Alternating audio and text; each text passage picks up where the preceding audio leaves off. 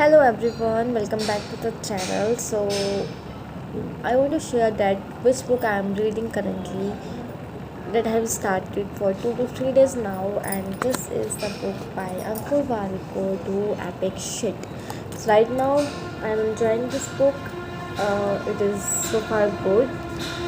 The best part about this book is that you don't have to read finish every chapter. You just open random page and start reading it because it is the book that is written in that way.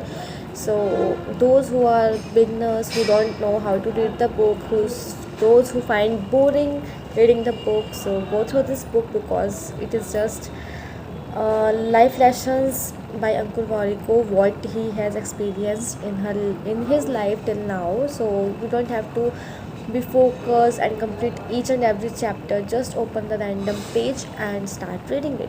So this is all about this book. So far, I am enjoying it.